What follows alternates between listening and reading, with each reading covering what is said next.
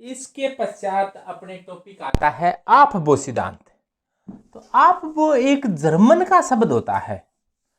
आपबो एक जर्मन का शब्द होता है जिसका अर्थ होता है बनाना या निर्माण करना।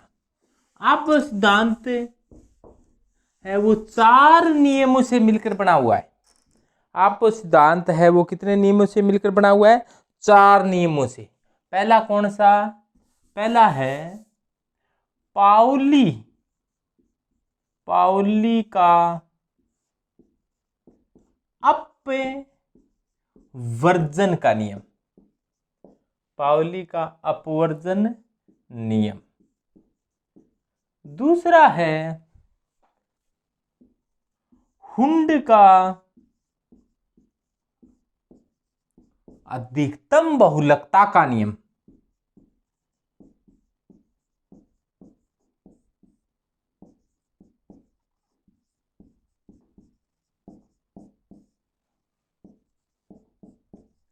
दूसरा है हुंड का अधिकतम बहुलकता का नियम। तीसरा है N+L का नियम। तीसरा है N+L का नियम। और चौथा है अर्धपूरित व पूर्णपूरित कक्षकों का स्थायित्व। अर्धपूरित व पूर्णपूरित कक्षकों का स्थायित्व।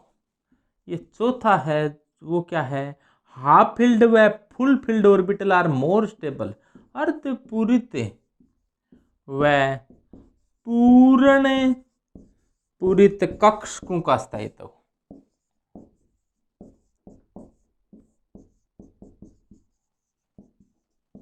ऐसा होता है कि 4 नियमों से अपने को ये पता चलेगा कि परमाणु में उपस्थित उपकोष के कक्षकों में इलेक्ट्रॉन किस प्रकार से भरे जाते हैं। आप वो सिद्धांत क्या बताता है कि परमाणु के उपकोषों में उपस्थित कक्षकों में इलेक्ट्रॉन किस प्रकार से भरा जाता है।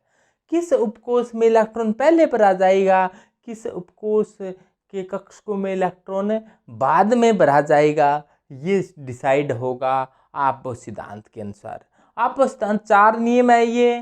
पहला नियम है पाउली का अपवर्जन नियम। दूसरा नियम है हुंड का अधिकतम बहुलकता का नियम। तीसरा है N+L का नियम। और चौथा है अर्धपूरित व पूर्णपूरित कक्षकों का स्थायित्व। हाफ फील्ड व फुल फील्ड ऑर्बिटल ज्यादा स्थायी होते हैं।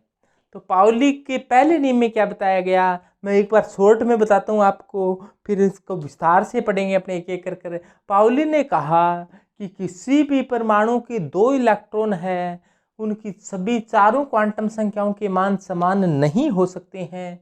3 क्वांटम संख्याओं के मान समान हो भी सकते हैं, लेकिन चौथी क्वांटम संख्या के मान समान नहीं होते। यानी कि जो 4 क्वांटम संख्याएं पढ़ी अपने, 3 क्वांटम संख्या के मान समान हो भी जाएं तो चौथी क्वांटम संख्या का मान समान नहीं होता। यानी कि किसी एक परमाणु के 2 इलेक्ट्रॉनों की 4 क्वांटम संख्याओं के मान, 4 क्वांटम संख्याओं के मान समान नहीं हो सकते। तो ये पाउली के अपवर्जन नियम में बताया गया। हुंड के अधिकतम बहुलकता के नियम में बताया गया। हुंड ने कहा था कि झुंड नहीं बनाना, यानी कि इलेक्ट्रॉनों का युग्मन तब तक नहीं होता। किसी परमाणु के कक्षकों में इलेक्ट्रॉनों का युग्मन तब तक नहीं होता जब तक कि कक्षकों में समानांतर चक्रण वाले एक एक इलेक्ट्रॉन न भर दिए जाएं। यानी कि परमाणु के कक्षकों में इलेक्ट्रॉन का युग्मन तब तक नहीं होता जब तक कि प्रत्येक कक्षक, एक उपकोष में जो कक्षक होते हैं, प्रत्येक कक्षक में समानांतर चक्रण वाले एक एक इलेक्ट्रॉन न भर दिए जाएं। N+L का रूल क्या कहता है? ये कहता है कि किसी उपकोष में, कौन से उपकोष में इलेक्ट्रॉन पहले भरे जाएंगे, जिसके लिए N+L का मान कम होगा उस उपकोष में इलेक्ट्रॉन पहले भरे जाएंगे। यदि N+L का मान समान हो तो उस उपकोष में इलेक्ट्रॉन पहले भरे जाते हैं जिसके लिए N का मान कम हो। चौथा है कि अर्धपूरित व पूर्णपूरित कक्षकों का स्थायित्व। हाफ फील्ड व full filled orbital are more stable. यानी कि आधे भरे हुए व पूर्ण भरे हुए कक्षक अधिक स्थायी होते हैं, ज्यादा स्थायी होते हैं।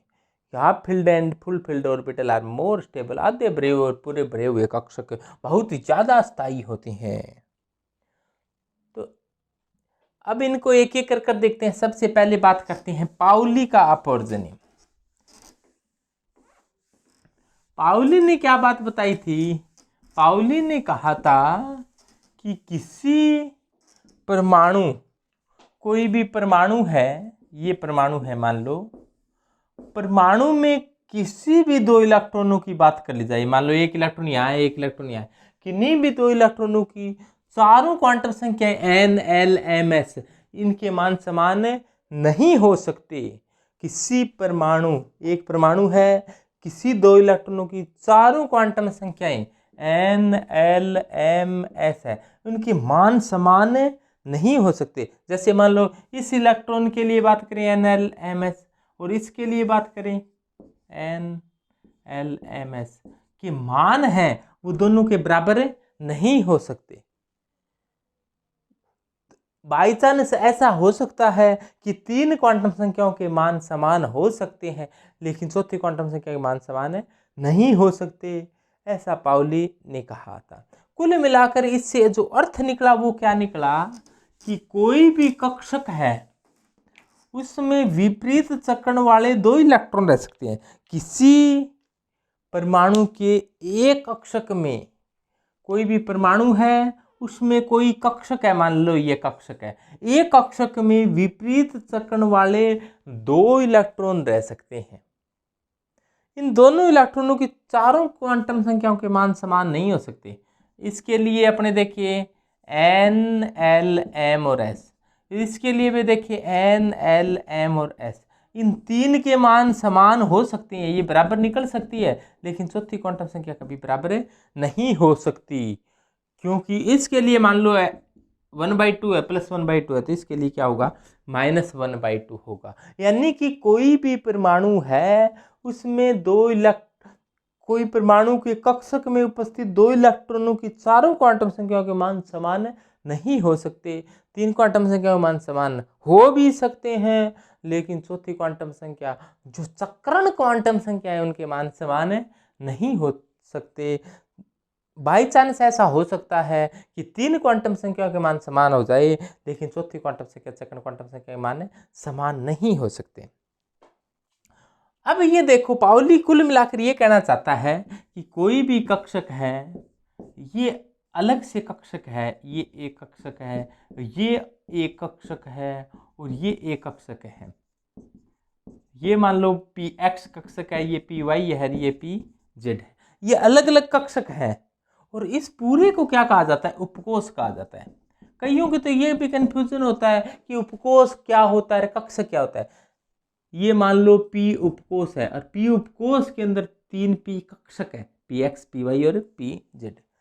तो उपकोष के कक्षकों में इलेक्ट्रॉन भरेंगे, एक इलेक्ट्रॉन भरेगा तो ऐसे भरेगा, दूसरा इलेक्ट्रॉन भरेगा तो हो सकता है कि इसके पास आ जाए, हो सकता है कि ऐसे आ जाए, हो सकता है कि इसमें आ जाए। तो किस में आएगा, तो वो किस आधार पर आएगा, इन चारों नियमों के आधार पर आएगा। पाउली, हुंड, n+l और half filled and full filled orbital more stable के हिसाब से आएगा। अब ये पाउली केवल एक कक्षक के बारे में कहता है कि दो कक्षकों में इलेक्ट्रॉन कैसे रहो, लेकिन एक में यदि दो रहेंगे ना तो उनका चक्रण क्या होना चाहिए, विपरीत होना चाहिए। यानी कि ऐसे इलेक्ट्रॉन संभव नहीं है, ऐसे इलेक्ट्रॉन संभव नहीं है, और ऐसे इलेक्ट्रॉन संभव नहीं है। ऐसे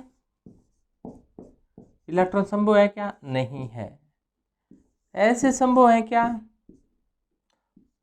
नहीं है।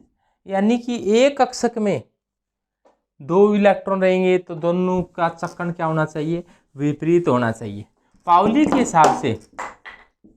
अब देखो ये इस प्रकार से हो मान लो, तो ये पाउली के हिसाब से सही है।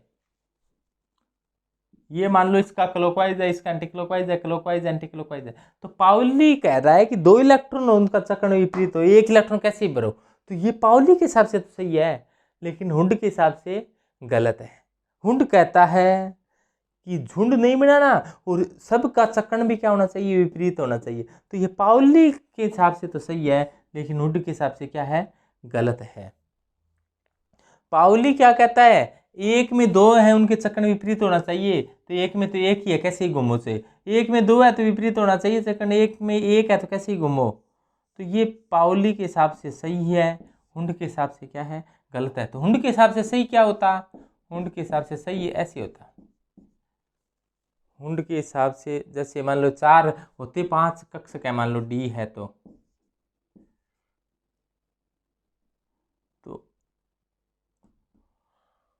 4 इलेक्ट्रॉन है तो चारों के चक्रण भी सही होने चाहिए। अब ये पाउली के हिसाब से भी सही है और हुंड के हिसाब से भी सही है, और ये पाउली के हिसाब से सही है लेकिन हुंड के हिसाब से क्या है, गलत है।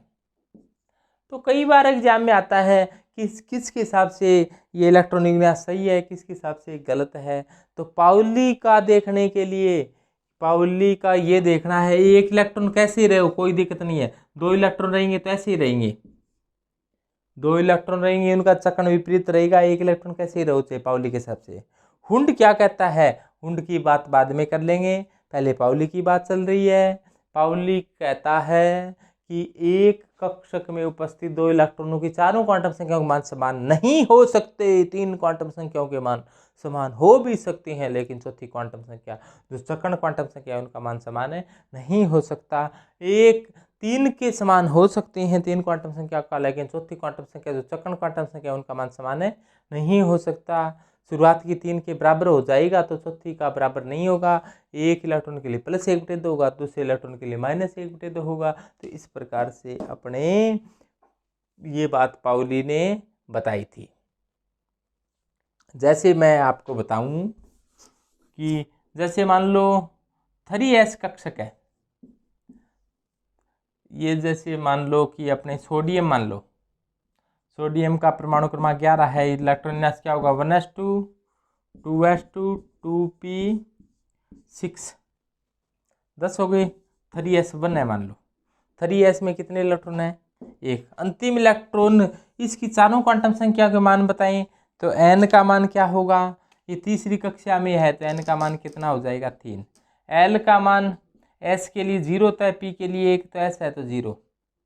m का मान क्या होता है, s के लिए 0 ही होता है अभी पढ़ा, और m के मान 0 हो गया। और s का मान या तो ये क्लॉकवाइज चक्कर लगाएगा तो +1/2, या फिर क्या होगा, ये 1 इलेक्ट्रॉन है तो एंटी क्लॉकवाइज चक्कर लगाएगा तो -1/2। तो इस प्रकार से है इनके लिए। तो आपको सबसे पहले तो इन क्वांटम संख्याएं कैसे ज्ञात की जाती है, ज्ञात करना आना चाहिए। एग्जाम में कई बार ऐसा पूछा जाता है कि ये क्वांटम संख्याएं हैं, वो कोई भी इलेक्ट्रॉन विन्यास देकर संबंधित इलेक्ट्रॉन के लिए चारों क्वांटम संख्याओं के मान क्या क्या हो सकते हैं।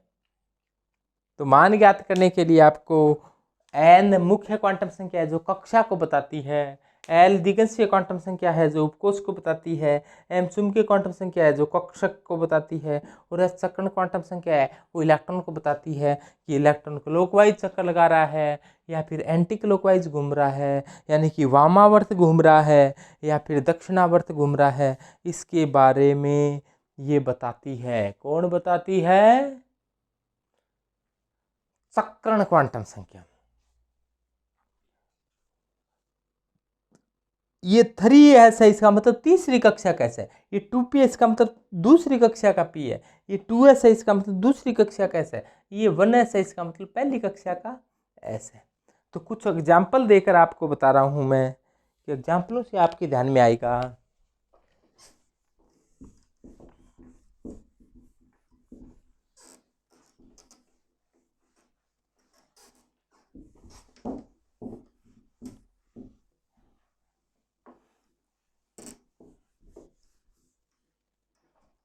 जैसे देख लो, आपको ऐसे कह दिया जाए कि पोटेशियम है वो 19 नंबर पर आता है, इसका इलेक्ट्रॉन विन्यास अपने देखें, इसकी अंतिम इलेक्ट्रॉन की चारों क्वांटम संख्या पूछ ली, तो इसका क्या होगा 1s2 2s2 2p6 3s2 3p6 4s1 हो गया।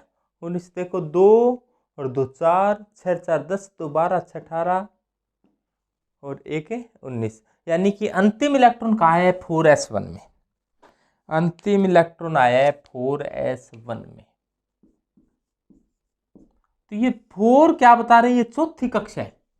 ये पहली कक्षा का s है, ये दूसरी कक्षा का s है, ये दूसरी कक्षा का p है, ये तीसरी कक्षा का s है, तीसरी कक्षा का p है, ये चौथी कक्षा का s है। चौथी कक्षा का s है, इसका मतलब n का मान तो कितना हो गया? 4। n कक्षा को बताता है। कौन सी कक्षा का? चौथी कक्षा का। l बताता है उपकोष को। कौन से उपकोष का? यानी कि s का है या p का है या d का है या f का है? s का है तो l का मान 0। इस प्रकार से होता है s p d f g।